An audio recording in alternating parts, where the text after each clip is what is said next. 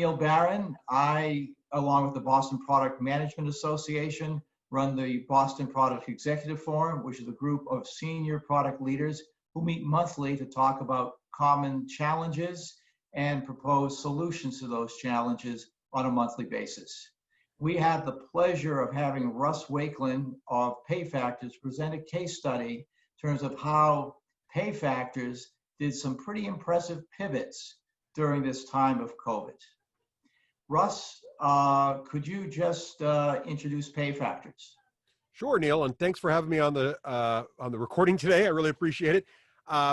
Real briefly, so PayFactors, we are a compensation organization. We help make sure that organizations who employ employees, which is pretty much everyone, are paying folks equitably and are also finding that Goldilocks number, right? The number to pay your people to make sure they're going to be happy and retained and hire the right folks, but also you're not paying them too much so you can make sure you're making good revenue. We were founded in 2014 and our growth has been amazing. Today, 1 in 5 of the Fortune 500 are PayFactors clients, and our combined total of salaries managed in our system is over $466 billion. Which means we're in a wide variety of industries, have a wide variety of clients. And so we're learning a lot about the market and how things are changing. Great, Russ.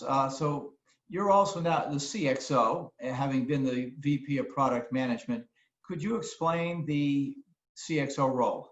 Sure. It's a new role here at PayFactors, and it's a relatively new role in the industries in general, right? It's been around for 10 or 15 years now. But my purview really is to make sure we are communicating effectively with our clients. And we're also understanding the value we're delivering and the client value expectation. And that's for the entire life cycle, from when a client first hears of our name and our brand, all the way through the sales cycle, onboarding, training, of course, the product, renewal, and everything in between. So it's a very broad spectrum, but it means I get to talk to a lot of clients and learn about what they're up to. Oh, excellent. And so how, a lot of people now, because we can't travel, are concerned about how they stay in touch with customers. Can you share some of the things that you in your role as CXO are doing to help PayFactors stay in touch with their customers?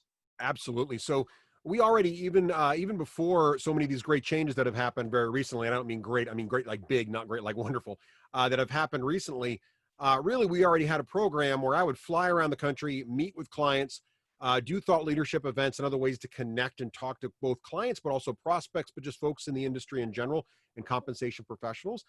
But when COVID hit, we really had to think a little differently about how we were going to keep communicating with our clients.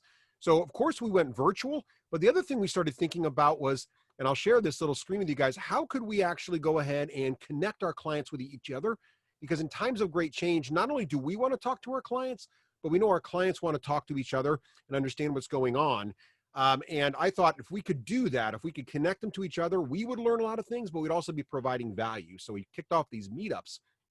And the goal was really industry vertical by industry vertical, let the clients talk to each other, let them choose the topics and conversations. And we would just listen and facilitate, take notes and send them back out. It allowed us to collect amazing data like this, like common activities and things that were happening in HR. But it also allowed us to learn a lot about what's going on in the market, how things were shifting radically, and how we at PayFactors are going to have to shift to kind of keep up with that. Okay, excellent. So you went out, you gathered a lot of data through these meetups. How do you use that data to pivot? Well, a bunch of different ways. One of the things we did, we just took it back to our product team and product roadmap to make sure we were still building the right stuff and heading in the right direction. But also we started learning things about how our clients were changing and their personas were changing. And Neil, I know you remember last year, you actually worked with PayFactors to help us think about new value narratives for new different product verticals and product markets. And when we were going through that, we built all these different plays, right? What we started discovering was that those plays were super valuable, but the clients and personas who needed those plays were shifting. And we were able to change our alignment against that and choose from these plays more effectively for different industries and different size organizations in a very interesting and effective way. Okay, great, Russ. And how do you know you're staying on the right track, that this is resonating right now? Well, one of the things we do is when we go ahead and talk to our clients in one-on-one formats, which I do a lot of as well with our success team, is we start to bounce the roadmap off with them and see what's going there to kind of make sure the changes we've made to what we want to build still align with those things.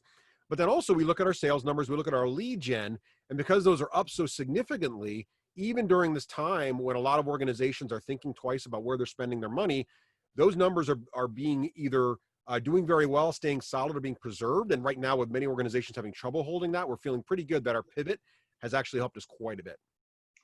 Great. Any last words of advice to people who are looking to stay relevant during this time of COVID? Sure. I think the key, I can't stress this enough, is talk to your clients. But the second part is make sure you have a process in your organization to bring back your learnings and affect change. Just listening to your clients isn't enough. You have to also make the changes necessary to be there for them and provide the value they need. So, and part of that also is providing that thought leadership. So one of the things that's really helped us from these is to go back to clients and say, hey, look what we learned at these meetups. Look how things are changing.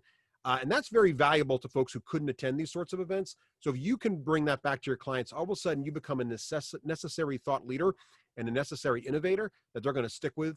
Especially, you're like a guiding light for them during this time of change. Great. Russ, can't thank you enough for taking the opportunity to meet with us and reprise your excellent session at the Product Executive Forum. Well, thanks, Neil. It's been wonderful to have me here, and I hope everybody has a great and effective summer as you try to get things rolling back to normal through the rest of this interesting time.